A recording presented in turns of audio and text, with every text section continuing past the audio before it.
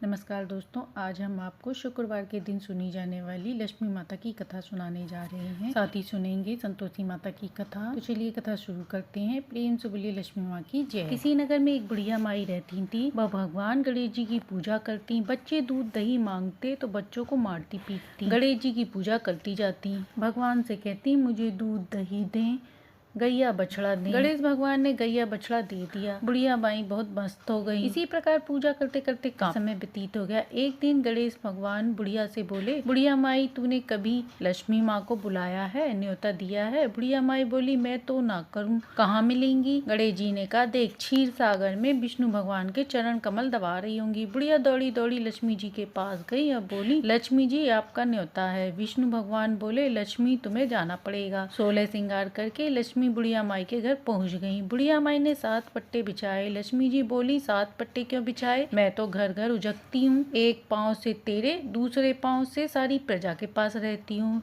जो रोज नाम लेगा उसके वास करूंगी। छठी आऊंगी, बधाई आऊंगी। तैने मेरा न्योता करा तो है। 36 कोटि के देवता को न्योता करा है। चंदा को, सूरज को, गंगा यमुना, तुलसी माता, शालीग्राम, हनुमान बाबा, राम जी, गणेश जी, विष्णु जी, संतोषी माता, शनि देव, सोमवार, मंगलवार, बुधवार, गुरुवार, शुक्रवार, शनिवार, 8 वार, सीताराम को, राधा रानी, तिरुपति बालाजी, विष्णु जी को, सत्यनारायण भगवान को, नित्य नेम को, वृंदावन जी को, गुरु जी को, बिहारी जी को, द्वारिका बल्लभ जी को, राधा दामोदर को, कार्तिक भगवान जी को, जगन्नाथ जी, बद्रीनाथ को, केदारनाथ, अमरनाथ, रामेश्वरम, द्वारिका, कंठेश्वर, नीलेश्वर को, कामेश्वर, मनकामेश्वर, ब्रह्मा जी, चैतन्य महाप्रभु जी को, कैला मैया, चामुंडा, नरसेमरी, नैना देवी, वैष्णो देवी, मनसा देवी, चिंतापूर्ति, ज्वाला देवी को, 9 बहनों का नगर कोट को। बुढ़िया माई बोली, मैंने तो नहीं करा। विष्णु भगवान बोले,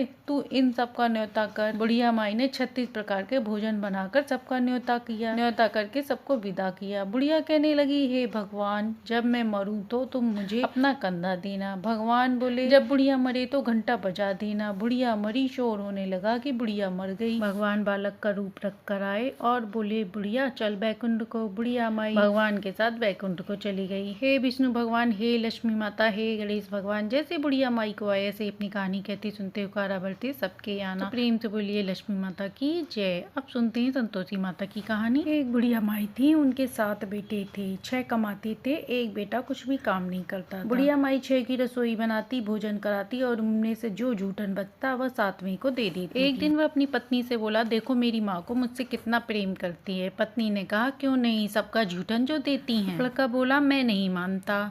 तो उसने कहा कि अपनी आंखों से देखो तब तो मानोगे। लड़के ने कहा, ठीक है। एक दिन रसोई में बहाना बनाकर चुपचाप बिना किसी को बताए चादर ओढ़कर सो गया। वह कपड़े में से सब देख रहा था। 6 भाई भोजन करने आए। उसने देखा माँ ने उनके लिए सुंदर आसन बिछाया, नाना प्रकार की रसोई परोसी, आग्रह करके उन्हें जिमाया। वह देखता रहा। जब 6 भाई भोजन करके उठे तब माँ ने उनकी झूठी थाली में से लड्डुओं के टुकड़े उठाकर लड्डू बनाया, जूठन साफ कर। बुढ़िया माई ने उसे पुकारा, बेटा 6 भाई भोजन कर गए, अब तू ही बाकी है, तू भी आके खा जा। उसने सब देख लिया था। वह कहने लगा, माँ मुझे भोजन नहीं करना, अब मैं परदेश जा रहा हूँ। माँ ने कहा, कल जाता है तो आज जा। वह बोला, हाँ आज ही जाऊंगा। यह कहकर वह घर से निकल दिया। चलते समय पत्नी की याद आ गई। वह गौशाला में कंडे थाप रही थी। वह जाकर बोला, हम जावे परदेश, आवेंगे कुछ काल, तुम रहियो संतोष दे, धर्म अपनो पाल। वह बोली, जाओ पिया आनंद से, हमारो सोच हटाए, राम भरोसे हम रहे, ईश्वर तुम्हें सहाय। 2 निशानी आपन देख, धरू में धी, सुधी मती हमारी बिसारियो, रखियो मन गंभीर। लड़का बोला, मेरे पास तो कुछ नहीं है, ये अंगूठी है, सो तू ले ले और अपनी कुछ निशानी मुझे दे दे। वह बोली, मेरे पास क्या है, ये गोबर भरा हाथ है। यह कहकर उसकी पीठ पर गोबर का हाथ थाप दिया और वह चल दिया। चलते चलते दूर देश में पहुंचा। वहाँ एक साहूकार की दुकान थी। वहाँ जाकर कहने लगा, भाई मुझे नौकरी पर रख लो। साहूकार को जरूरत थी, वो बोला, रह जा। लड़के ने पूछा, तनख्वाह क्या दोगे? साहूकार ने कहा, काम देखकर दाम मिलेगा। साहूकार की नौकरी मिली। वह सुबह 7 बजे से 10 बजे तक नौकरी बजाने लगा। कुछ दिनों में दुकान का सारा लेन देन हिसाब, ग्राहकों को माल बेचना, सारा काम सीख लिया। साहूकार ने 7-8 नौकर थे, वे सब चक्कर खाने लगे। वह कहने लगे, ये तो बहुत होशियार बन गया। सेठ ने भी काम देखा और 3 महीने में उसे आधे मुनाफे का हिस्सेदार बना दिया। वह कुछ वर्ष में ही नामी सेठ बन गया और मालिक सारा कारोबार उस पर छोड़कर चला गया। इधर उसकी पत्नी को सास ससुर दुख देने लगे। सारी गृहस्थी का काम कराते, उसे लकड़ी बेचने जंगल में भेजते। इस इसी बीच घर के आटे से जो भूसी निकलती उसकी रोटी बना जाती और फूटे नारियल के खोपड़े में पानी दिया जाता। एक दिन वह लकड़ी बेचने जा रही थी। रास्ते में बहुत सी स्त्रियां संतोषी माता का व्रत करती दिखाई दी। वह वहां खड़ी होकर पूछने लगी कि तुम किसकी कथा कहानी कह रही हो। तब बहनों ने कहा कि ये संतोषी माता का व्रत है, इसको करने से घर में सुख सौभाग्य में वृद्धि होती है। बहू ने कहा यदि तुम इस व्रत का विधान मुझे समझाकर कहोगी तो मैं तुम्हारा बड़ा एहसान मानूंगी। एक स्त्री ने कहा सुनो, यह संतोषी माता का व्रत है, इसके करने से निर्धनता दूर होती है, दरिद्रता का नाश होता है और जो कुछ मन में कामना हो पूर्ण हो जाती है। संतोषी माता सभी पर अपनी कृपा बनाती हैं। तब उसने उससे व्रत की विधि पूछी। वह स्त्री बोली 1.25 आने का गुड़ चना लेना, इच्छा हो तो 5.25 आने का लेना या 1.25 रुपए का भी ले सकते हो। बिना परेशानी और श्रद्धा व प्रेम से जितना भी बन सके 1.25 लेना। प्रत्येक शुक्रवार को निराहार रहकर कथा सुनना, इसके बीच क्रम न टूटे। लगातार नियम पालन करना। सुनने वाला कोई न मिले तो घी का दीपक जला उसके आगे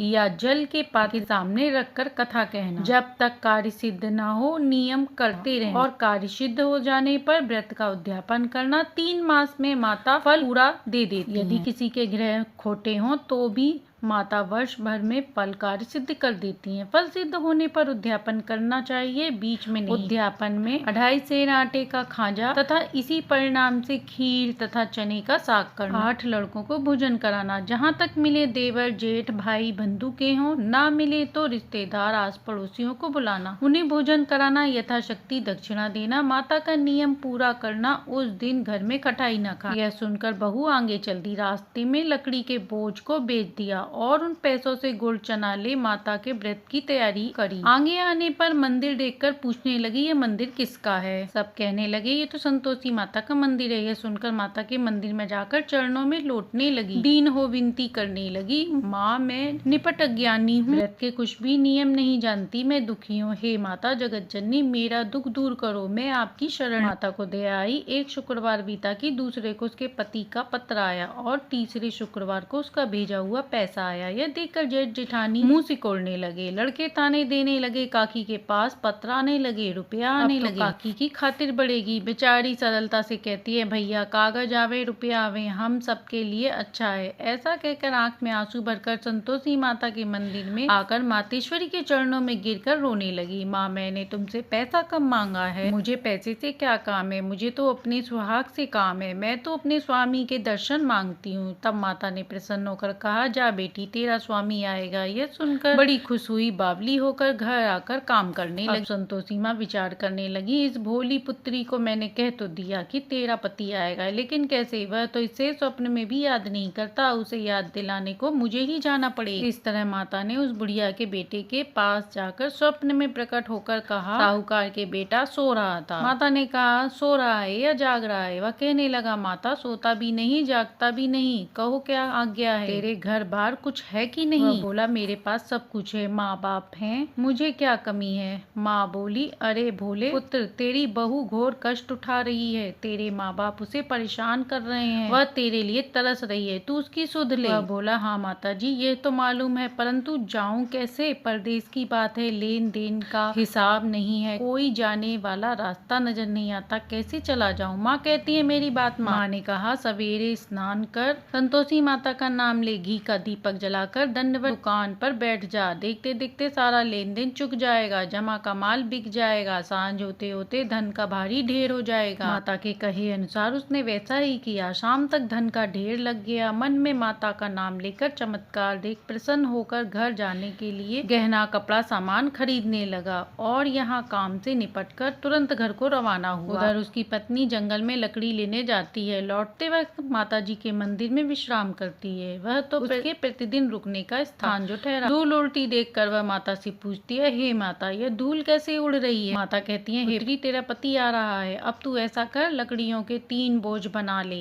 एक नदी के किनारे रख और दूसरा मेरे मंदिर पर और तीसरा अपने सिर पर। तेरे पति को लकड़ियों का गट्ठर देख मोह पैदा होगा, वह यहाँ रुकेगा, नाश्ता पानी खाकर माँ से मिलने जाएगा, तब तू लकड़ियों का बोझ उठाकर जाना और चौक में गट्ठर डालकर जोर से आवाज लगाना लो सासू जी जी लकड़ियों का गट्ठर, भूसी की रोटी दो, नारियल के खोपरे में पानी दो, आज मेहमान कौन आया है। माता जी से बहुत अच्छा कहकर उसने प्रसन्न मन में लकड़ियों के 3 गट्ठर बनाए, एक मंदिर के किनारे पर और एक माता जी के मंदिर पर रखा। इतने में मुसाफिर आ पहुंचा। सूखी लकड़ी देखकर उसकी इच्छा उत्पन्न हुई कि हम यहीं पर विश्राम करें और भोजन बना खा पी कर गाँव जाए। इसी तरह रुककर भोजन बना विश्राम करके गाँव को गया। सबसे प्रेम से मिला। उसी समय सिर पर लकड़ी का गट्ठर लिए वह उतावली सी आती है। लकड़ियों का भारी बोझ आंगन में डालकर जोर से आवाज देती है, लो साचू जी लकड़ियाँ गट्ठर लो, भूसी की रोटी दो, आज मेहमान कौन आया है। यह सुनकर उसकी सास बाहर आकर अपने दिए हुए कष्टों को भुलाने हेतु कहती, बहू ऐसा क्यों कहती है, तेरा मालिक ही तो आया है, आ बैठ, मीठा भात खा, भोजन कर, कपड़े गहने पहन।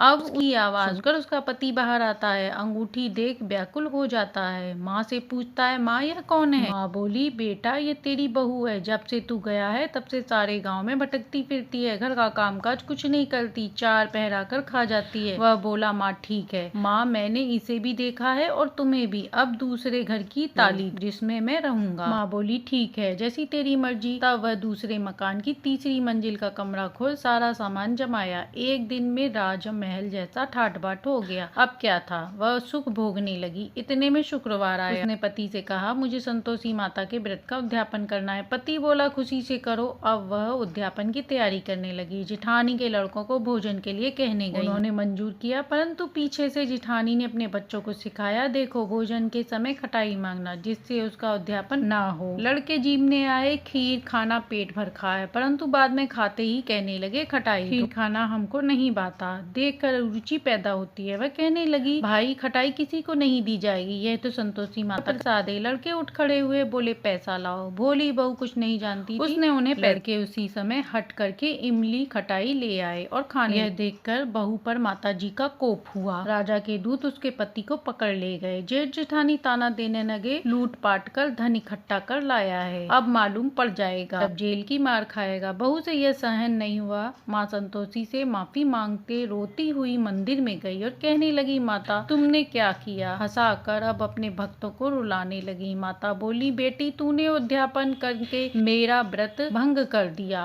वह कहने लगी, माता मैंने कुछ अपराध किया है, मैंने तो भूल से लड़कों को पैसे दिए थे, मुझे क्षमा करो, मैं फिर तुम्हारा उद्यापन करूंगी। माँ बोली, अब भूल मत करना। वह कहती है, अब भूल नहीं होगी, अब बताओ वे कैसे आवेंगे। माँ बोली, जा पुत्री, तेरा पति तुझे रास्ते में आता मिलेगा। वह निकली, राह में पति आता मिला। वह पूछती है, कहाँ गई थी। वह कहने लगा, इतना धन जो कमाया है उसका टैक्स राजा ने मांगा था, वह भरने गया था। वह प्रसन्न होकर बोली, भला हुआ, अब घर चलो। कुछ दिनों बाद फिर शुक्रवार आया। वह बोली, मुझे फिर माता का उद्यापन करना है। पति ने कहा, करो। बहू फिर जेठ के लड़कों को भोजन कहने गई। जेठानी ने 1-2 बातें सुनाई और सब लड़कों को सिखाने लगी, तुम सब लोग पहले से ही खटाई मांगना। लड़के भोजन से पहले कहने लगे, हमें खीर नहीं खानी, हमारा जी बिगड़ता है, कुछ खटाई खाने को दो। वह बोली, खटाई किसी को नहीं मिलेगी, आना हो तो आओ। तब वह ब्राह्मण के लड़के को लाकर भोजन कराने लगी। यथाशक्ति दक्षिणा की जगह एक फल उन्हें दिया। संतोषी माता उससे प्रसन्न हुई। माता की कृपा होते ही 9वें मास में उसके चंद्रमा के समान एक पुत्र प्राप्त हुआ। पुत्र को पाकर प्रतिदिन माता जी के मंदिर में जाने लगी। माँ ने सोचा, यह रोज आती है, आज क्यों न इसके घर चलूं। यह विचार कर माता ने भयानक रूप बनाया। गुड़ चने से सना मुख पर सूंड के समान होठ,